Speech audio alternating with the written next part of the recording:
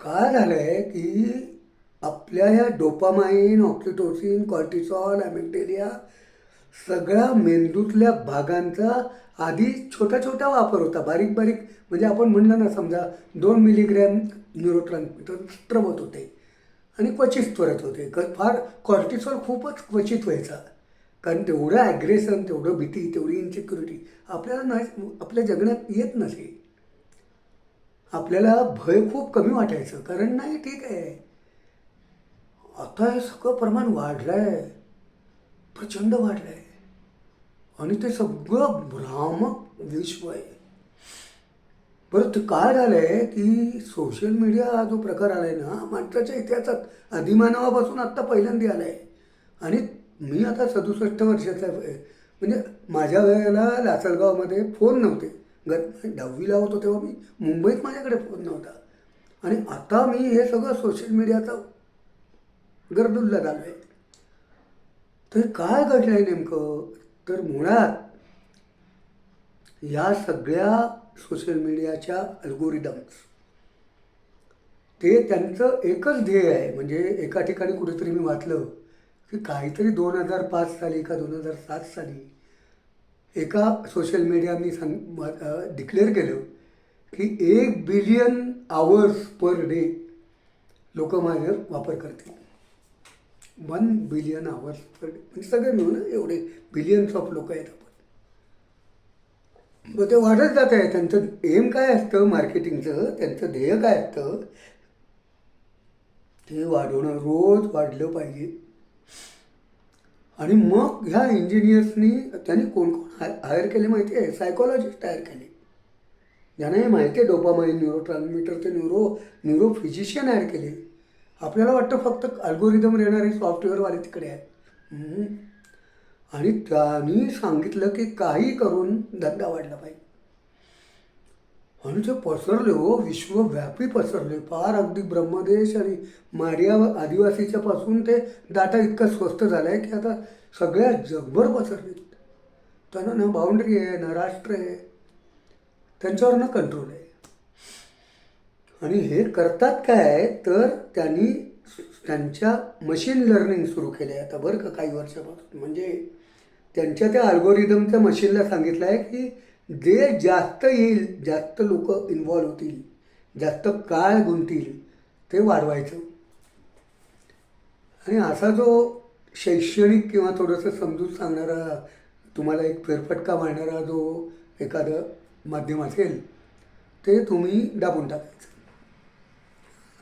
माझे माझे व्हिडिओसुद्धा 400-500 लोकांपर्यंत पोचतात.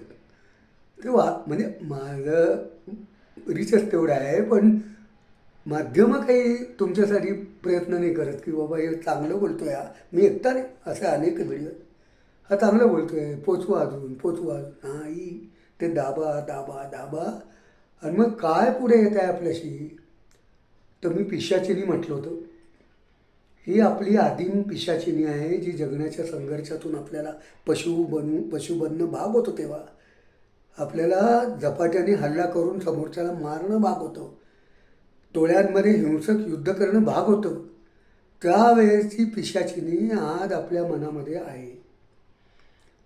आणि मग ती इनसिक्युरिटी, ती ॲमिग्डाला, भय, इन्सिक्युरिटी, ते जे काही, मग ते काय म्हणतात माहिती आहे ना, तुम्ही काहीही पोस्ट करा, म्हणजे काहीही टाका, काही लिहा, काहीही बोला, की जे समोरच्या माणसाला इन्सिक्युअर करेल, भयग्रस्त करेल, ते आणि आपले असं टोळीवाद तयार करेल, आणि आपण आदिम टोळीवादकडे परत जाऊ.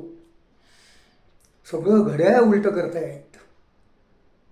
न्यूओकॉर्टिक्स नावाचा भाग जो आहे, त्या माणसाने विज्ञान, लॉजिक, ॲनालिसिस, आणि अजून एक आहे बरं का, अगदी आदिम काळापासून माणसं कुठल्याही स्टिम्युलसला पहिल्यांदी भावना निर्माण होतात. त्याचं कारण तो जगण्याचा रिफ्लेक्स मार्ग आहे. म्हणजे समोरून वाघ आला तर पहिलं मला पळायला पाहिजे, मग विचार करेन मी का पळालो, अक्षरशः असं होतं. तर भावना पहिल्यांदी आरूढ होतात. ॲमिग्डालिया, कॉर्टिसॉल, डोपामाइन, सेरोटोनिन, या सगळ्या गोंधळातून आपण भयंकर भावनिक रिस्पॉन्स देतो.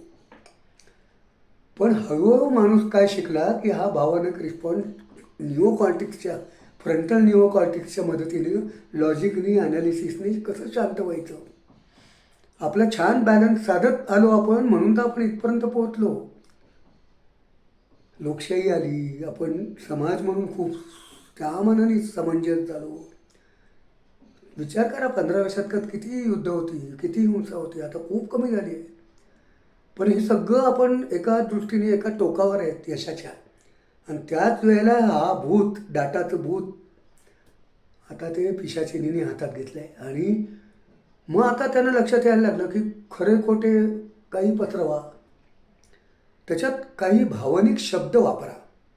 त्याची अनेक उदाहरणं असतात. मी पण म्हणजे बघा, म्हणजे उदाहरणार्थ असं असतं, लवकर बघा, लवकर वाचा, लवकर ऐका, नाहीतर हे डिलीट होईल.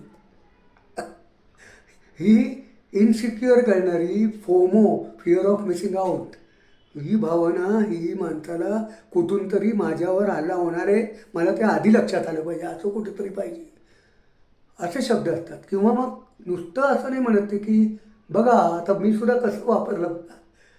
आपण वाचक म्हणून आपली प्रतवारी घरचरत आहे का, असं खरं मला म्हणायचे.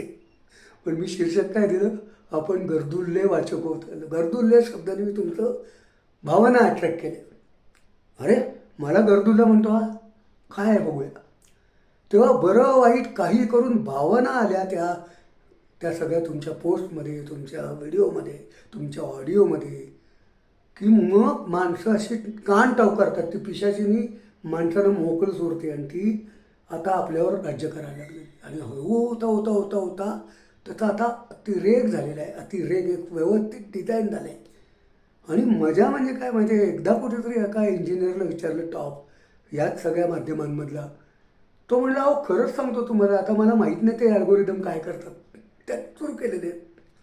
पण मशीन लर्निंग आहे ना, त्यानं फक्त पिशाचिनी पुरवते.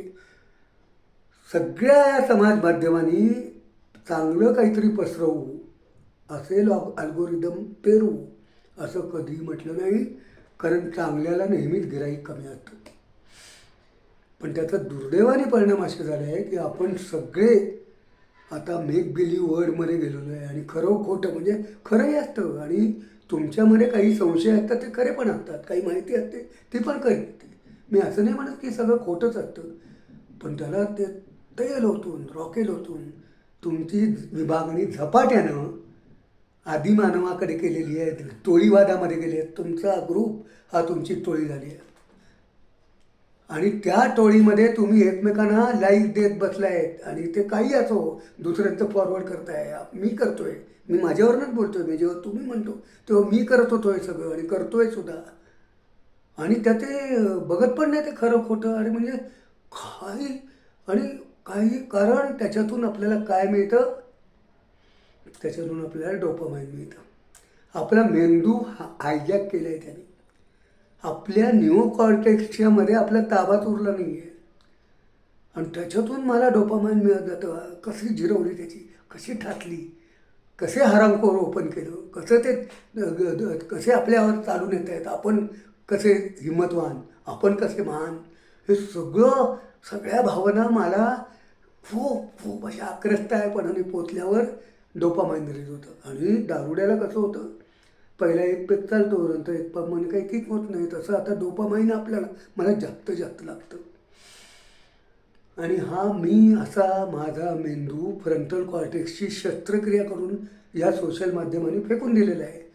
आणि माझ्यामध्ये फक्त हे ॲमिग्डेलिया, व्हीटीए असे फक्त भाग उरलेत आदिम, आणि ते मागतायत मला डोपामाइन, मला डोपामाइन, मला डोपामाइन. आणि अशी तुम्ही गुगल करा, परत मी म्हणतोय सोशल मीडियाकडेच येतो आहे मी, या नव्या तंत्रज्ञानाकडेच येतो आहे. तुम्हाला असंख्य उदाहरणं सापडतील. म्हणजे एखाद्या व्यक्तीला खोट्या आरोपांनी सुद्धा लाख लाख ट्विटरवर जाऊन आयुष्य उद्ध्वस्त झालेली आहे, असं म्हणे. आणि चांगलं खरं खोटं, आणि त्याला काय असतं माहिती आहे ना, सगळ्यात किक कुठे होते की कम्युनिटी, माझी नैतिकता, माझ्या पिढी, माझ्या टोळीचं पावित्र्य आणि माझ्या टोळीचं नैतिकता, त्याच्याविरुद्ध सगळं आहे ते भयानक आहे.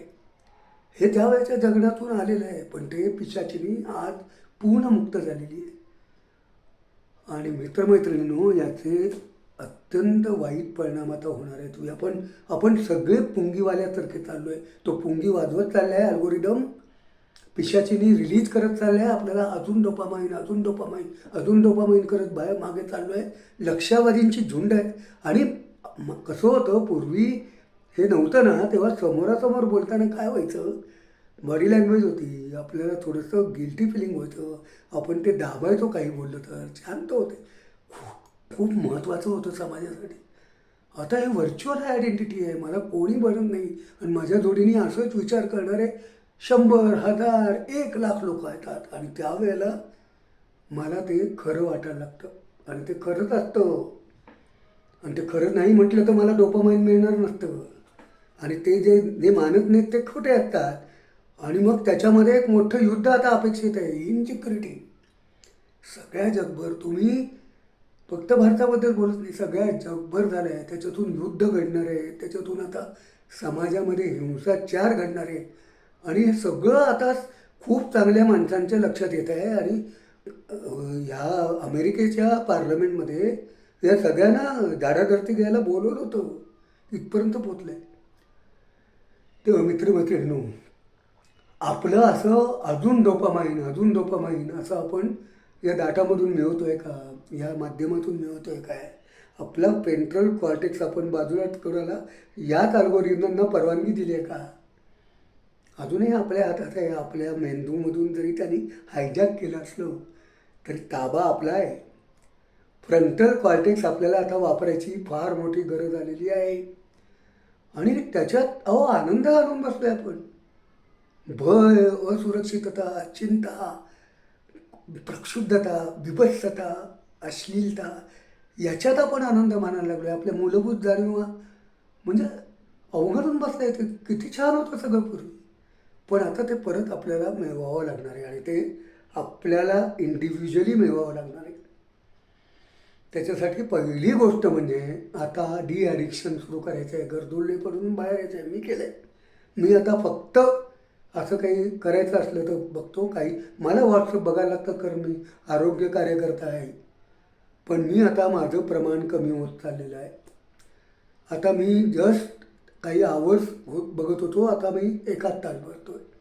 अजून माझं लक्ष आहे की पुढे मी 15 मिनटात होईल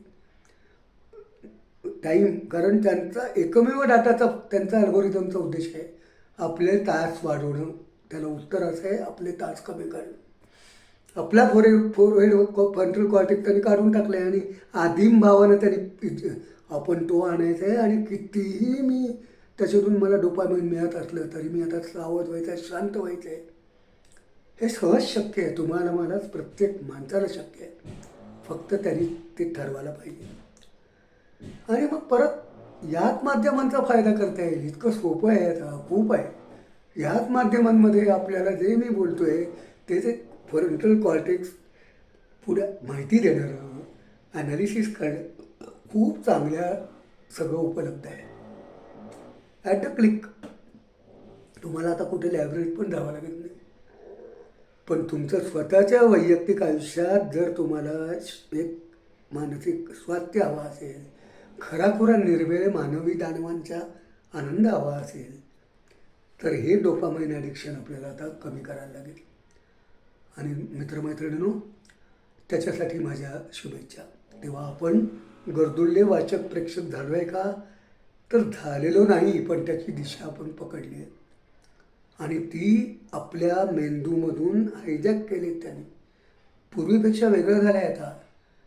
आणि आपले मेंदूमधल्याच यंत्रणा वापरून ते आपल्याला आता गुलाम करत आहेत. आपल्यातलं माणूस पण घालवून टाकत आहेत. आणि त्यामुळे आपल्याला त्यांच्या तावडीतून आता बाहेर व्हायचं आहे. आणि ही जी गर्दुल्यपणाची दिशा आहे, तिथून परत आपण शहाण्या माणसाच्या दिशेकडे जायचं आहे.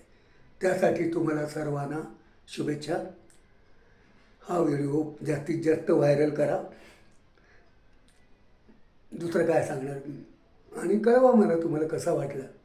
धन्यवाद.